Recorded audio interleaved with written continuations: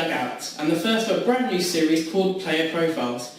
Today I'm joined by former Walsall hero and Birmingham captain Martin O'Connor. Martin, first, thanks for joining me today. My pleasure. So we are here in Walsall, of course. You are you had 3 spells at Walsall, assistant manager at Walsall. Yeah. Has Walsall Football Club been in your blood from a young age? I'd say so. Being local, it does hold a resonance for me. But growing up, my uncles and my father all supported Liverpool. Ooh. So it was one of those situations where your dad supports whatever club, so you have to follow him. Yeah. So although we never went to games, he used to watch him on match of the match of the day. So yeah, I think Liverpool was in the family, if you like. But obviously, growing up and getting older and knowing more about football, Walsall became a sort of club for me. Yeah. And I remember watching a few games with my friends when they had the Milk Cup run and things like that. So yeah, it has a resonance for me. So was your talent quite evident from a young age then, or was it something that you sort of noticed and was nurtured as you grew slightly older? If I'm honest, I didn't set out to be a professional footballer. It was something I liked to do. Yes, I had a bit of talent for it, but leaving school, I did have a spell where I was asking a bit of training with the schoolboys. It didn't work out, so I sort of come away from that and started hanging around with my mates and going out as you do as a teenager, and didn't really focus on football that much. So you started off your professional career at Crystal Palace, made a couple of league appearances. What was it like having been in a team that had just been relegated from the Premier League and then went on to win the First Division straight away? What was the atmosphere like? What was it? Quite a rejuvenated side? Was it a deflated side after being relegated? What was it like? I think when I went down there, it was one of those, because it was all new to me, moving away from home and different surroundings and environments. It was strange, it was tough. But I had the likes of Stan Conmore, who was local, grew up in Cannock, so I knew him. And a few other players that helped me settle in, so that made it a lot easier for me, the transition from non-league, if you like, to professional football.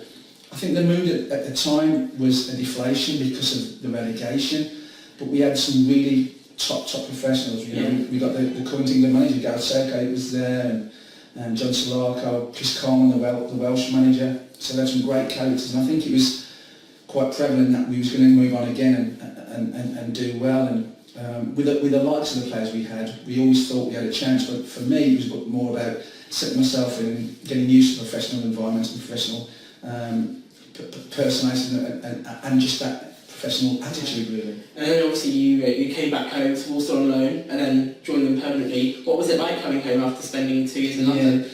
It was great, but I think my second year at Palace really proved to me that I could go on and be a professional footballer properly.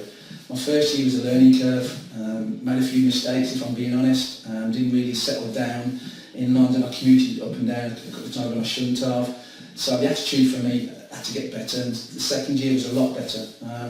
I just felt that I wanted to play first team football, and there was a few opportunities. I think I could have gone to Chesterfield, and I think Notts County at the time. But obviously when Walsall come knocking, my local club, it was a fantastic experience. My first game, Shrewsbury at home, massive crowd. I think I needed about 25 complimentary tickets for my friends and family.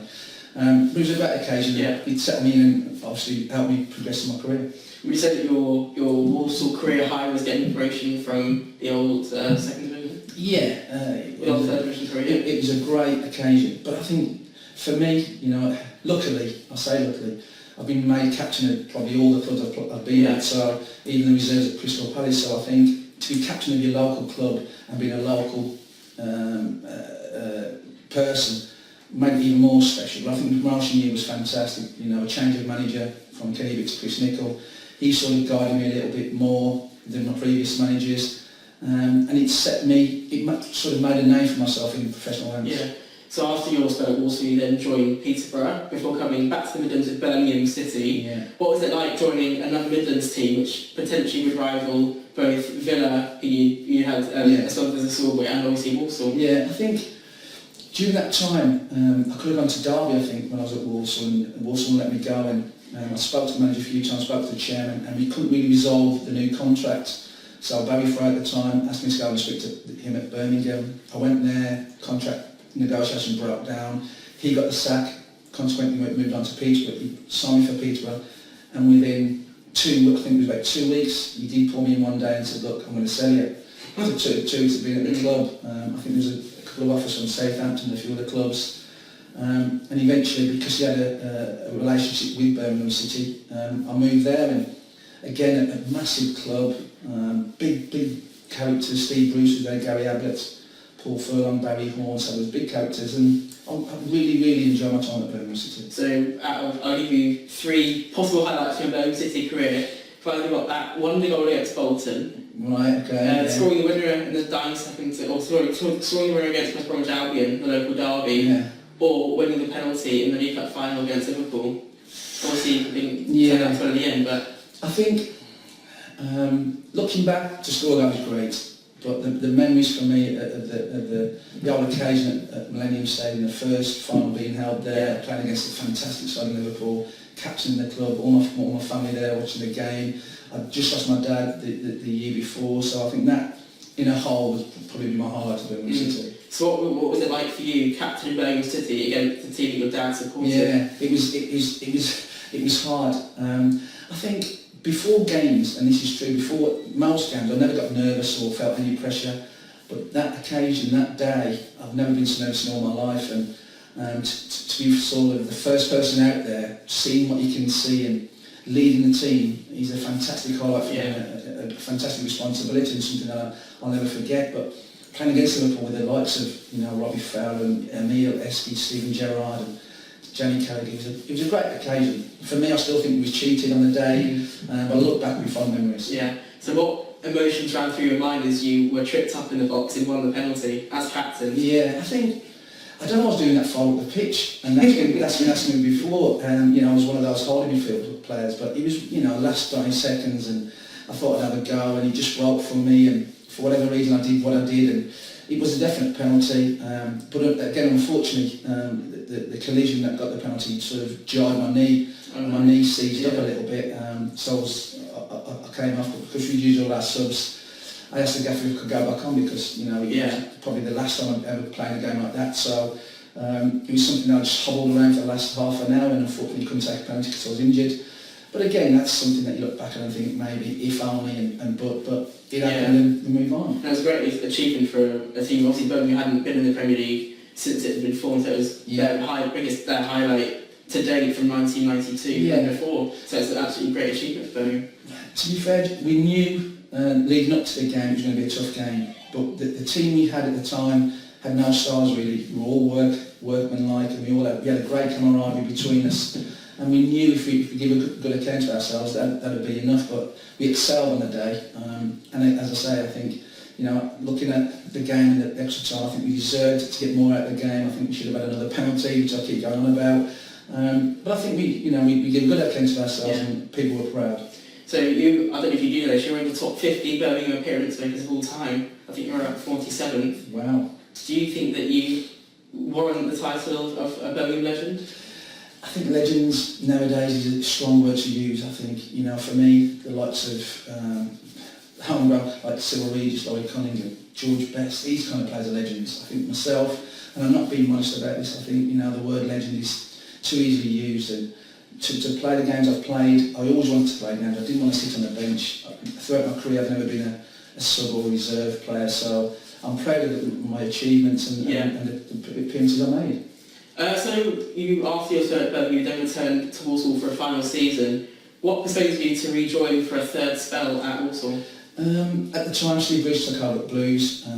We didn't really get on, see eye to eye, and he allowed me to leave. There's a few clubs again I could have gone to. I think Burnley was one, Norwich, Ipswich, Preston. But because they were in the same vicinity in the league as Birmingham, the gaffer wouldn't let me go. So when I spoke to Colin Lee at Walsall, and they were down at the bottom, and again coming home and wanting to do something from a local club, just keeping in that division and championship at the time, it was a challenge that I couldn't turn down, and luckily for us we kept on in there. So do you have any regrets about the fact that you just missed out on playing in the Premier League for Birmingham City? I do, but again, luckily for me I don't have that many regrets, and I think it wouldn't have worked out with me and Steve Bruce at the time. I still respect him, he's a fantastic guy, but my playing career, I wanted to play, and he did tell me, to be fair to my face, that I wouldn't be playing so many games, which I didn't like, and obviously the challenge of keeping Walsall in the Championship was something I couldn't let go. You ended your career with Shrewsbury Town and Kidderminster Harriers, but you also made 2 appearances for the Cayman Islands. Yeah. As far as I'm aware, you're not have any affiliation with that whatsoever. How did that come about? Well, I got a phone call from an agent one day who said, because my dad was Jamaican, I could go and play for the Cayman Islands in World Cup qualifiers. And I was having a soccer camp before the game against Cuba. Would I like to come out there? And I obviously had stopped to Birmingham, and Cheryl said, yeah, no problem, we had a free week that week. So I flew out there, we trained on the beach, 7 Mile Beach in Cayman Islands, met all the boys. There was a few English-based players there as well, so it was just a feeling for the place, and because it was the way they treated me was fantastic and professional, and the people around the place were great. I felt like I wanted to do them a favour, if you like, and help them out. And I had a fantastic time. And that's sort of the end of the career questions. There's some quick fire questions which you might have to think a little bit about. Best player you played with?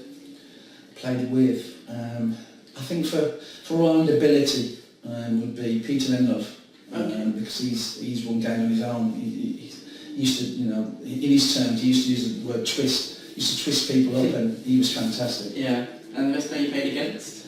Roy Keane. Oh, really? Roy Keane coming back from injury against obviously Man United, Old Trafford, in front of 18,000 on a cold, bleak, miserable Tuesday night reserve. Yeah. And the best team you played against? Well, the best team, I would say Liverpool in the final, full of stars, full of internationals, and obviously for the occasion, yeah, probably Liverpool. And the best manager you played under?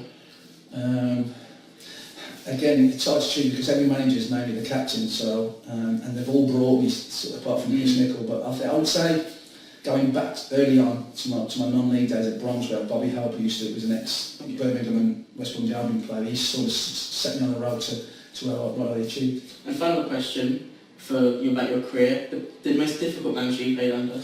Difficult. Barry Fry. Barry Fry, great character, tactically not the best, but he got the best out of average players like myself. Yeah. So obviously your football career didn't end quite at retirement. What did drive you to retire though? I think getting kicked by younger guys and getting too many yellow cards and red cards. But I think individually you know it's time to move on, and I was already doing my coaching badges, so that was something I was looking forward to and ready to enjoy. So I think knowing that your time's coming in and the contracts are running out and the games are getting harder and harder to recover from, and then I knew. So a few years after retiring, you then returned once again to the Bestcott Stadium, or the Bankster Stadium, with Chris Hutchings as assistant manager of Walsall. Yeah. How did that come about? Again, I got a phone call from the chairman, who basically asked me to go and meet him for coffee. We had a coffee, wanted to know what I was doing, wanted to form this amalgamation partnership between myself and Chris. Unfortunately, it didn't work out the way I wanted to. I don't think, looking back now, I'm at number 2 really. I'm more of a manager to make the decisions. Being number 2 is hard work, but I thoroughly enjoyed my time, an experience that I enjoyed, and I look back now with fond memories because there's certain occasions like going to Leeds and beating Leeds. Yeah. Fantastic. So obviously, you lasted 2 years there. Do you think that your dismissal was the right choice for Walsall at the time, both for you and for Chris? For me, no, obviously, but we was down the bottom, we wasn't getting results, performances wasn't good, and I can totally understand why the chairman made the decision. I look back and I think the partnership between me and Chris, it was more a case of I was in there, then he brought Chris in, or vice versa, so we wasn't together. Yeah. I know it happens in clubs, but and to be fair, you look at the position now, that it was the right decision at the time.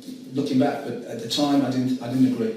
So what was Hutchings like as a manager, because you've had experience briefly with Wigan and with Bradford in the Premier League? Did he bring any of that Premier League experience to Walsall? Did you take anything from that? Yeah, he was a good coach. He was organised. He was prepared. But I think when you've managed and coached at the higher levels, the players you have to manage and coach are easier to manage and coach. Whereas you go down the leagues that are more difficult. The management cycle is and I don't think, again looking back with hindsight, his management skills were spot on for that level. So the general question about management, if the team is underperforming, do you think that the players should take responsibility, or do you think that the managers do warrant the sack?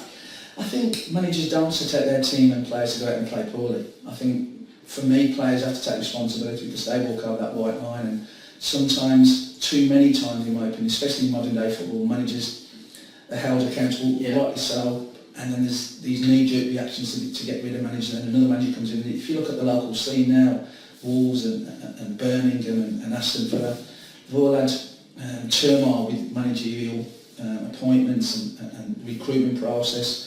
And luckily for me now, I am in the recruitment process. I'm a senior scout for Brighton, who are doing really well in the Championship. So I know probably all the facets of football management now, if you like. Yeah, so we can see from your jacket, your coaching career hasn't quite ended at Walsall. You've launched a Martin O'Connor Education Football Academy 2 years ago, affiliated with Chase Town, who had a good spell in the FA Cup not so long ago.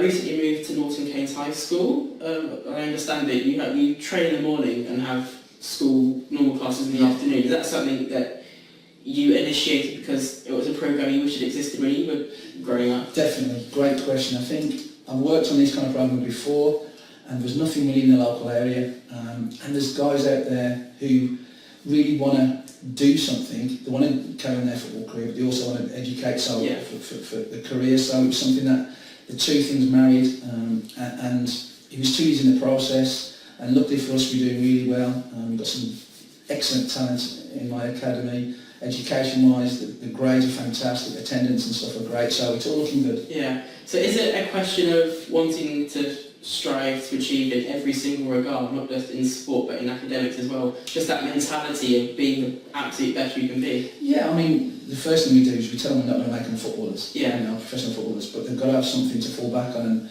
yes, we have got some really good footballers, but they've still got to keep up on their grades and their marks in their classroom. So it's a discipline as well, and I think it sets them up for the future. And are there any names that we can look out for in the future?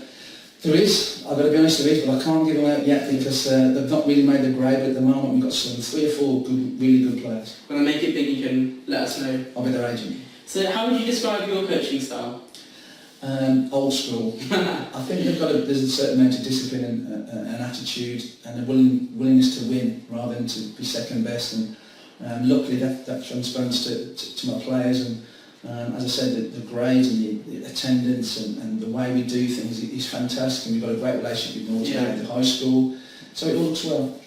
Have you taken any experience from other players or coaches that you've encountered in your playing career? Definitely. I think the modern day person now, especially the age group that we cater for, the 16 to 18s, need that nurturing, need a discipline, and need something to strive to and targets and goals, and that's what we give our players. And have you got any desire to head into professional management anytime soon? No, I think, as I say, that the job I'm doing now for Brighton, the senior scout role, identifying players, doing opposition analysis, is fantastic. I've been doing it for 5 years, and luckily for us now, hopefully we're on the cusp of getting promotion to the Premier League, which hopefully will take me on to bigger and better things. And penultimate question, any regrets in your footballing career? You mentioned obviously not winning the League Cup was probably the main one, but anything else that you thought, actually, I wish I hadn't done that, or I wish I had done that? I think if I had a better attitude at the age of 16, 17, 18 and started my professional football earlier. Whether I was good enough, I don't know, but I think then, looking back then, I should have sort of knuckled down and been more professional rather than thought I was in the Jack the Lad with a chip on my shoulder. Yeah. Final question, sum up your career in 3 words. Enjoyable, hard work. Martin, it's been a pleasure.